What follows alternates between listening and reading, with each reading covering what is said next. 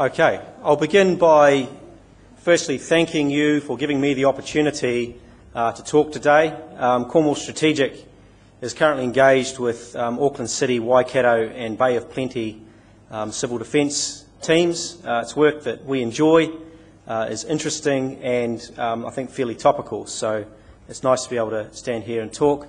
I won't be talking about that, fortunately. If you want to know about the work we're doing, it's probably best to talk to Auckland City, Bay of Plenty and Waikato. They'll probably give you a more honest appraisal than a shiny-suited consultant.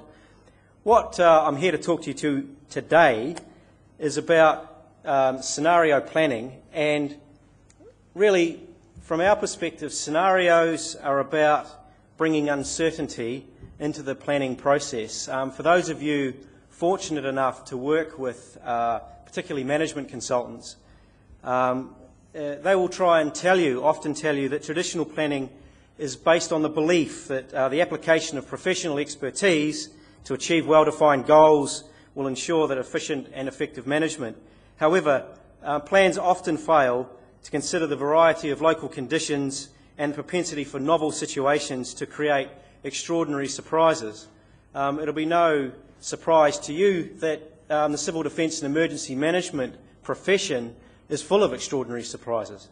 And from my perspective as an objective observer, it is interesting to me that a group that should be or is focused on building resilient communities should also be using a resilient planning process, and scenario planning is exactly that. It brings uncertainty inside the planning cycle rather than leaving it outside the planning cycle, which is a mistake that a lot of planners and particularly strategists often do. Scenario planning is about asking what if, and here is a diagram of how we might think about the future. We've got change over time, and we can quite clearly define our present situation on the far left-hand side. As we move right, the cone shows us that there is a number of possible future scenarios or future events that might happen, and as long as it's possible, then the future might look like anything we can define within that set. Inside the possible is a more plausible set of future outcomes, and right inside of that is the probable set of future outcomes, or the predicted set of future outcomes, or if we take a linear 3-year planning cycle, it's the set of future outcomes that we expect. Scenario planning is about defining what is possible and plausible that lies outside of our current thinking.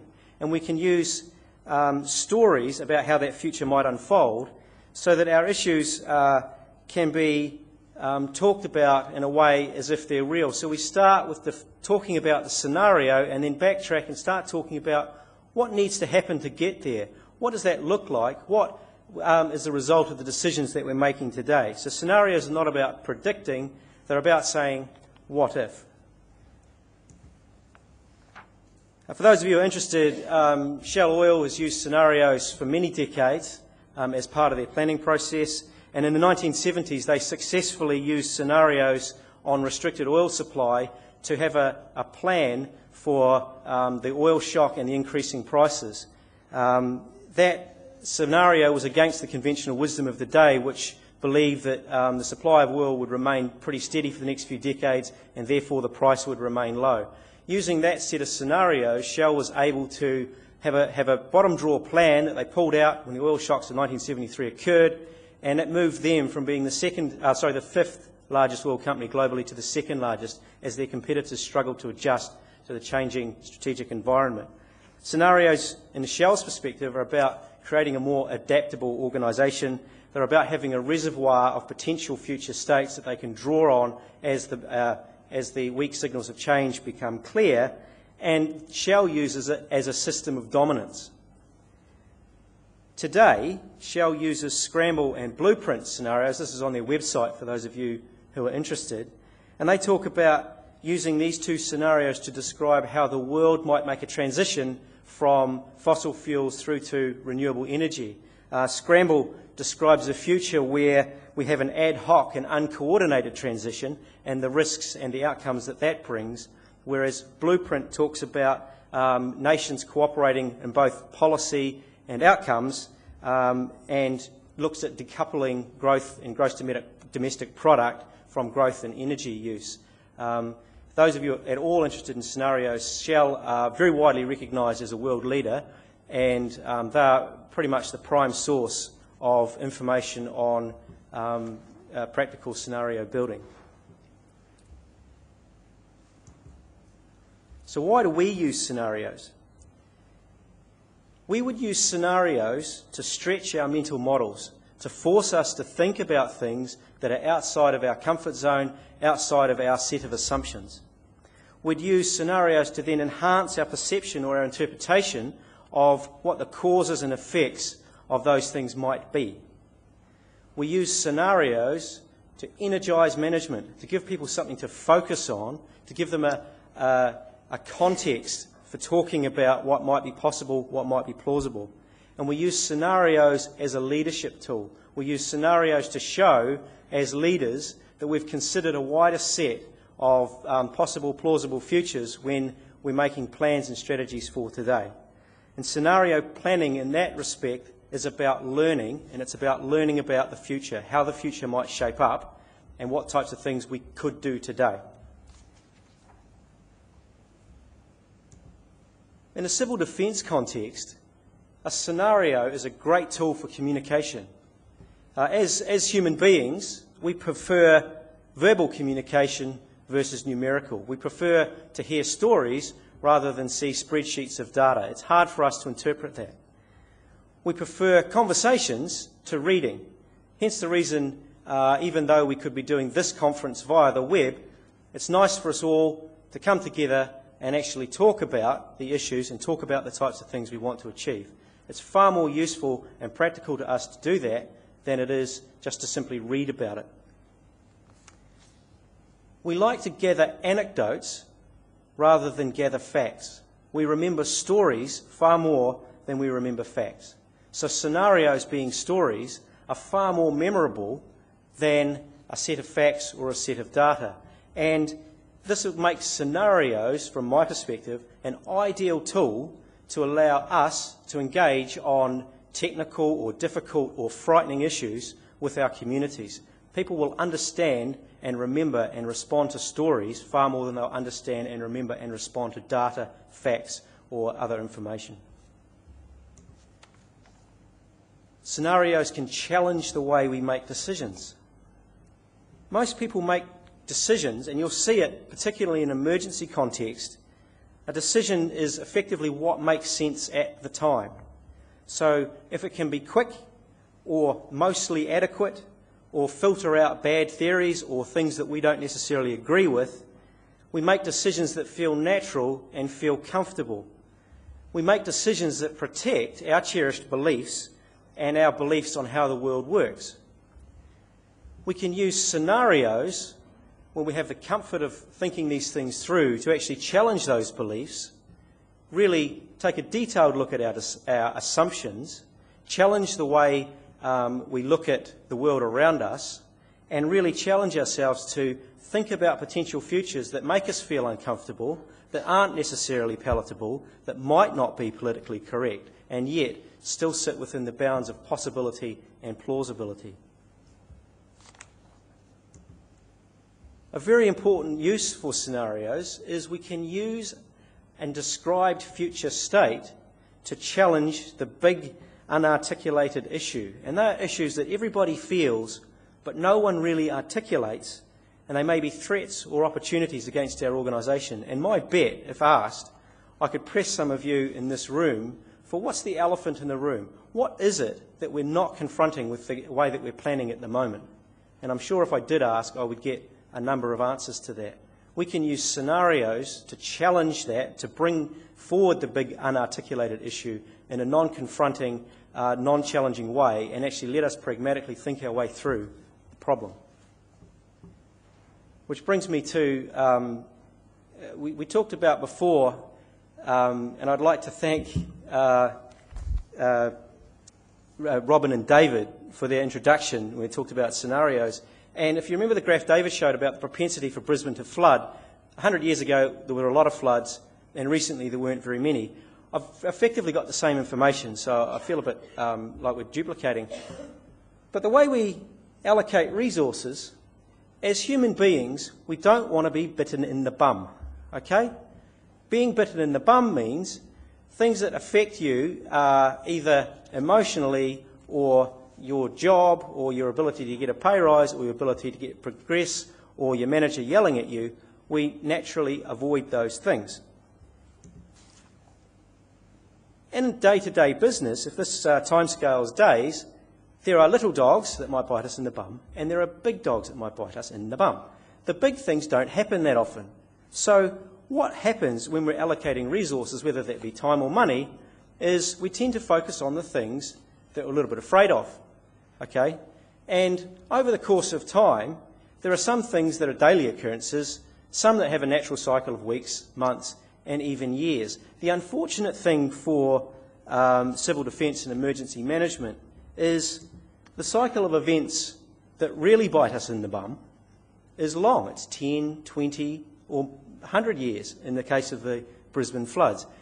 And that means that our political masters, people in government, people on the street who are making decisions and taking actions that affect outcomes that we're concerned about, don't actually see what they call long fuse big bang events. People in Brisbane hadn't seen a flood. The river was so well managed they'd never seen it rise or fall by more than a few metres the whole time they'd lived there. They couldn't mentally conceive of the issue that they were facing, even when the flood warnings were out, if I can read the papers correctly. So scenarios are a really, really good way of reminding those people that in the murky space beyond their tenure at the top role, beyond their tenure as a person who allocates resources, there's some pretty scary stuff ready to come and bite them in the bum. And a scenario or a very well told story is an excellent way to actually achieve that.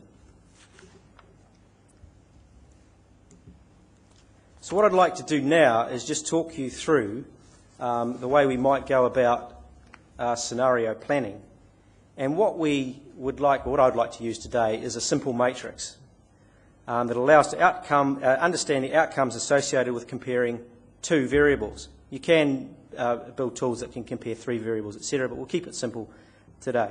In this case, we might want to look at integration of civil defence and emergency management and the emergency services, that is the planning, communications, resource availability, etc. And integration is a word I hear a lot in civil defence context. And we'll also compare that with the resilience of communities, which is a goal that we all have. And that is, of course, their ability to get ready and get through and be resourceful and self-reliant. And from here, we can develop, as you can see by the dotted lines, there's four distinct scenarios, or we can tell four stories.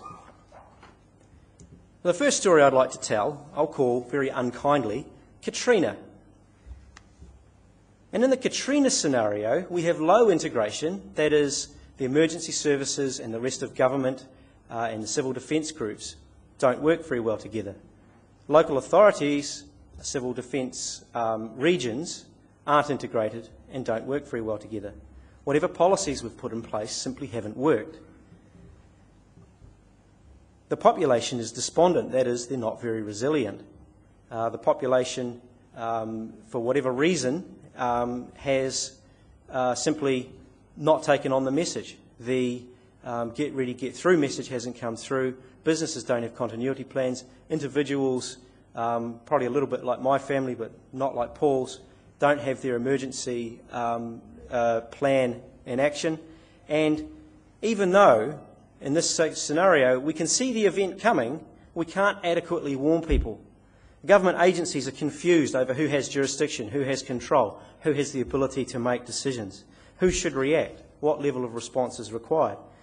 The population are conditioned to being reliant on the nanny state to assist. They become despondent and desperate.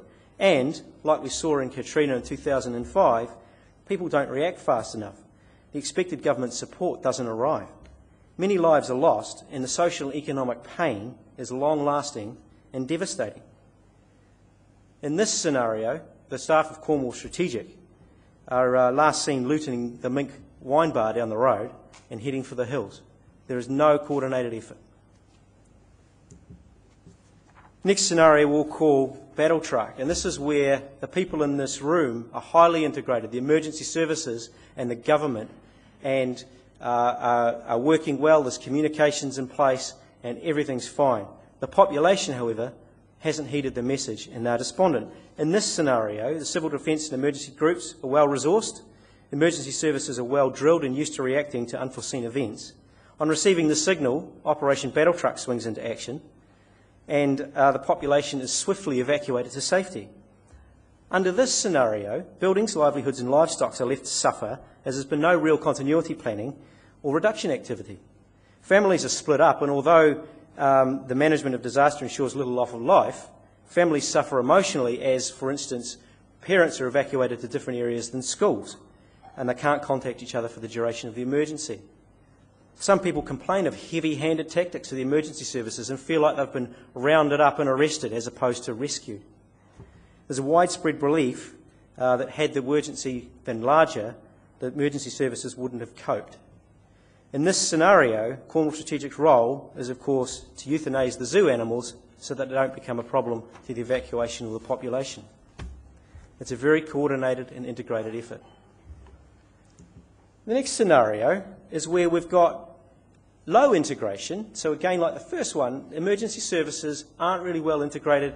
New Zealand operates as a set of distinctive regions and local authorities as opposed to a national level.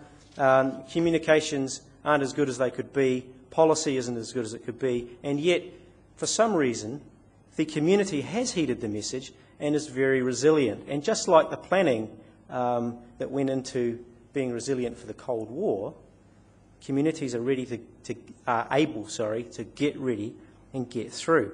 And this is, I guess, this message is based part on the hard work of people in this room and a reaction to recent emergencies that have shocked the nation. So people have really got it and they're really prepared. In this scenario, austerity measures have reduced funding to non-core government activity. Emergency services have combined and budgets have been cut. In an event, emergency services are really only resourced to signal the event and then rely on the public to take action. In some communities, the population combine resources and have a plan to share food, shelter and communications. In others, they organise themselves very loosely based on family or community groups and set about collecting and vigorously defending resources. Looting is widespread and violence actually breaks out in the second week because although they're getting through, there's been no reaction from the emergency services or government, and it's apparent that resources are becoming scarce. Overall, the population will survive in this scenario, but recovery takes quite some time, and as overseas assistance is required. The population has endured, but the social scars of this scenario will remain for quite some time. In this scenario, Cornwall Strategic dig in and vigorously defend the resources of the Mink wine bar for the duration of the event. We're here to survive, we're not here to help.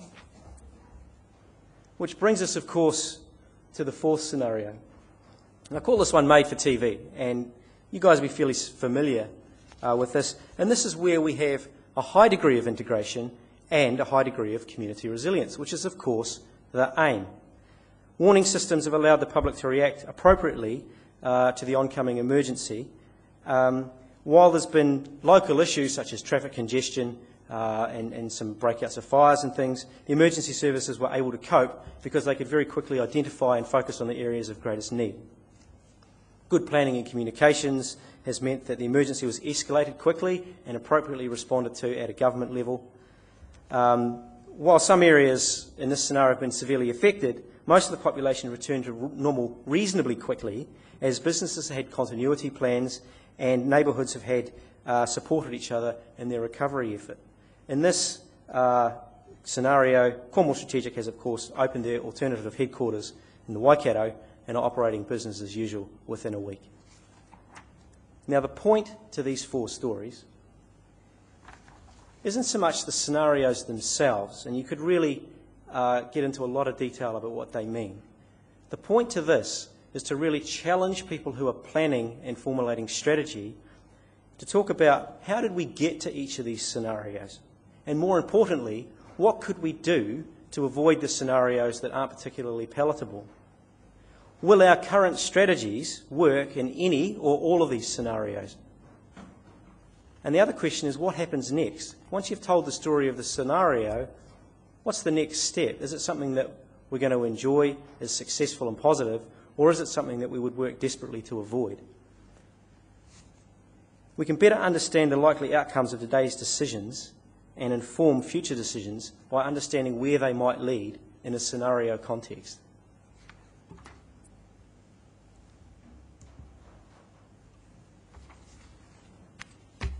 Once we talk about we can talk about using scenarios to road test our current strategy. And the simple rule here is fairly basic, is a robust strategy is one that will work in a variety of plausible scenarios. Any strategy that will only work on one scenario is essentially a risky strategy, because if that predicted scenario doesn't pan out, then your strategy won't work. If we are wholly reliant on one particular communications tool, if we're wholly reliant on one set of social attitudes that doesn't yet exist, if we're reliant on the effective implementation of a policy that's just been written and an emergency occurs, then we're running great risks that things won't pan out the way we've planned. So the point with scenarios is if we can create multiple possible plausible future states, as you can see there, we can start to identify areas where our strategy puts us at risk and areas where our strategy is likely to be robust.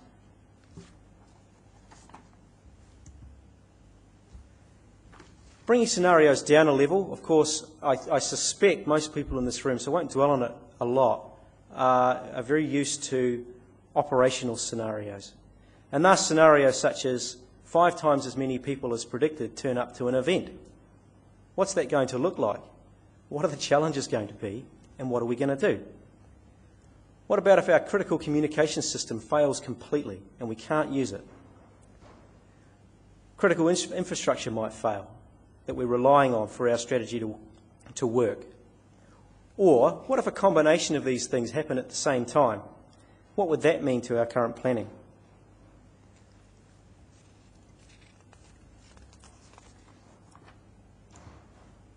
Most of all, I want my point for today to be brave. When you're thinking about the future or you're thinking about what might happen, most of us have an optimism curve. So we've planned what optimistically could we hope to achieve for. And below that we have what we call a worst case scenario, or our pessimistic outlook. Okay, the red line there is the unthinkable line, and that's normally what happens. Okay, and this is a share market crash. This is a real estate investment you made back in 2008. My challenge to you as the audience here is, do not be afraid to suggest ugly, unthinkable, politically incorrect, unpopular or difficult scenarios. If we have a plan for the ugliest, most unpopular scenario we can think of, then what actually happens is probably going to look good in comparison.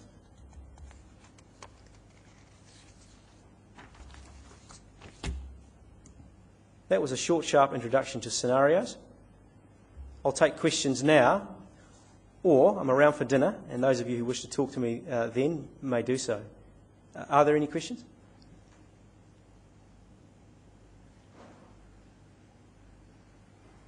Looks like you all want to head for the bar. Absolutely fine. Thank you.